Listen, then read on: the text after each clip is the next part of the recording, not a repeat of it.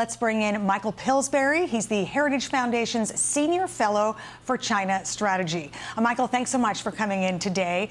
I want to ask you right off the bat about this latest missile launch. As we heard from our reporter, Kitty Logan, it comes after a series of joint drills between the militaries of South Korea and the United States that wrapped up Thursday. Right. And that's when the missiles began launching. Actually, they began launching Wednesday. And Kitty Logan also said we've had more than 100 weapons tests over the last year. So what is the North Korean leader trying to say here? Thanks, Anita. There's a very sharp contrast between President Trump's approach and what President Biden's doing. The North Korean missile test and the 100 tests that Kitty referred to, this is something quite new under Biden, an attempt to intimidate him, because Biden's restarted the U.S.-South Korea military exercise program. You recall President Trump's approach was the most important thing is not to develop nuclear weapons in North Korea. And so he was willing to visit with the leader of North Korea. He was willing to cancel our exercises and kind of reduce our provocations in North Korea. Biden has reversed that.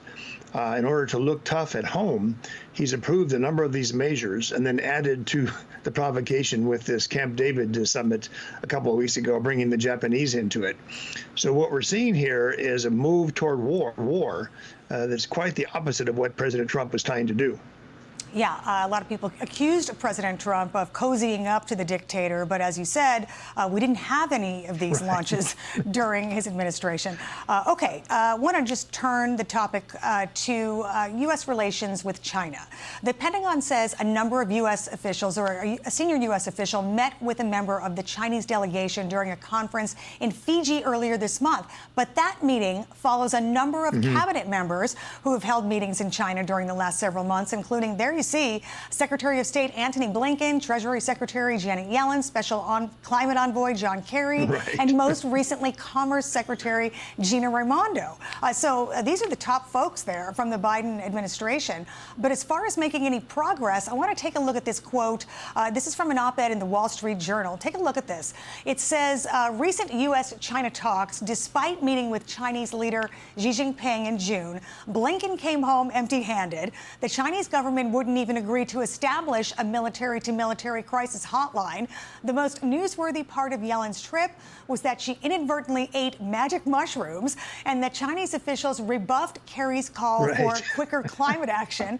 And before Raimondo even arrived, Chinese hackers broke into her email account. Raimondo set expectations so low that her announcement of 2 new dialogues to manage U.S.-China economic tensions might seem like progress. Unfortunately, it is anything but. So kind of a scathing review there from the Wall Street Journal. Let me get your take on that. Well, I happen to like the author, the columnist Josh Rogin, very much. He's one of the best authors on U.S.-China relations by far. He has a book about the whole issue. And what he's pointing out is quite true. He did not add that in each of these cases, these 4 cabinet officers going to Beijing, the Biden administration invited China to reciprocate, to send their counterpart to Beijing, which is in a way harmless. And China refused.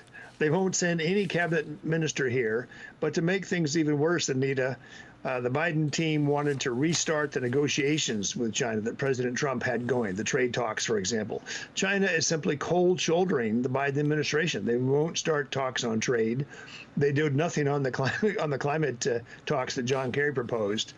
And they're increasing these menacing flights by bombers and jet fighters around the island of Taiwan, which also did not happen under President Trump. So I think Biden is caught between his desire to be tough for re-election and to show that these rumors about the Biden family in China are not true. He's tough on China. He's caught between that and the Chinese cold shouldering him and his own base, therefore putting pressure on him to send these 4 cabinet level officials. But that's not working out either. So I don't know what to advise President Biden other than to get back to your original policy 2 years ago when you were imitating President Trump and really being tough on China. But I don't think that Biden's going to do that. Well, he's kind of caught in a dilemma now. Yeah, it sure seems that way. And just quickly, all of these meetings were supposed to set the stage for President Biden to have a meeting with Xi Jinping, possibly on the U.S. soil in San Francisco later this year in November. Do you expect that to happen?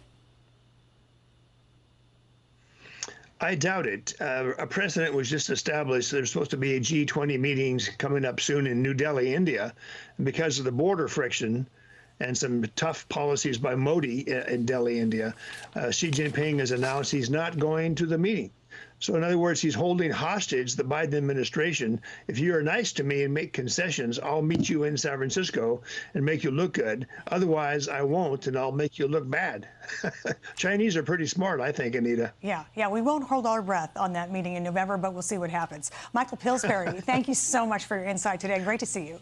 Hey, Sean Hannity here. Hey, click here to subscribe to Fox News YouTube page and catch our hottest interviews and most compelling analysis. You will not get it anywhere else.